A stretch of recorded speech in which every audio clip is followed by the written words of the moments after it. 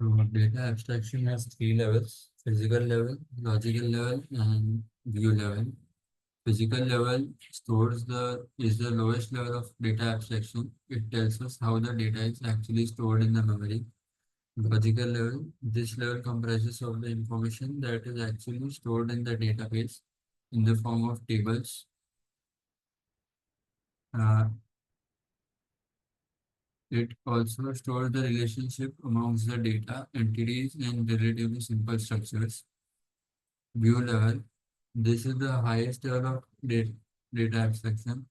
Only a part of actual database is viewed by the users.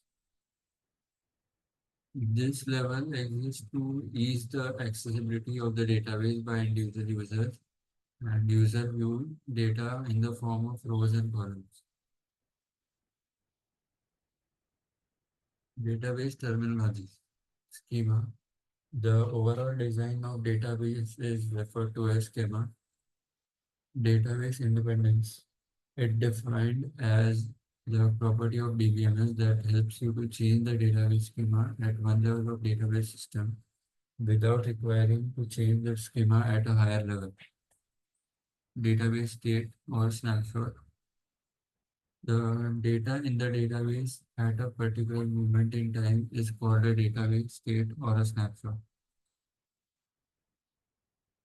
Database architecture. First tier architecture. In first tier architecture, the database is directly available to the user. The user can directly sit on the database and use it. That is, the client, server, and database are all present on the same machine.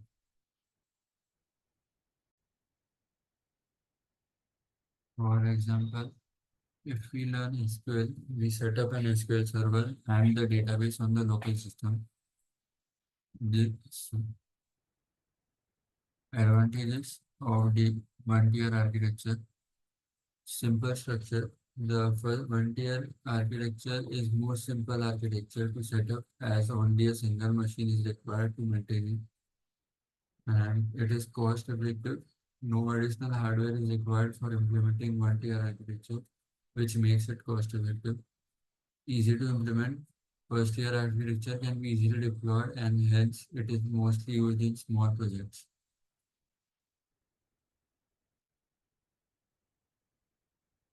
Second tier architecture. The second tier architecture is similar to basic client server model.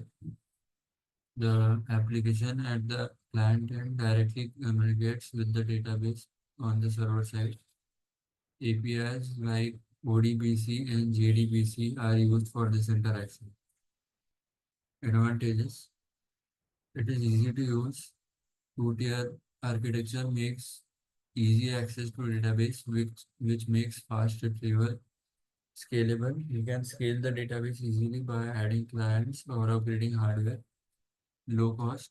Second tier architecture is cheaper than three-tier architecture or multi-tier architecture. Easy deployment. Second tier architecture is easier to deploy than third tier architecture. Third tier architecture. In third tier architecture, there is another layer between client and the server. The client does not directly communicate with the server, instead it interacts with the application server, which further communicates with the database system, and then the query processing and the transaction management takes place. Advantages. Enhanced scalability is enhanced due to the distributed deployment of application servers. Data integrity. Third tier architecture maintains data integrity since there is a middle layer between client and the server. Data corruption can be avoided. Security. Third tier architecture improves security. This type of model prevents direct interaction of the client with the server, thereby reducing access to unauthorized data. Thank you.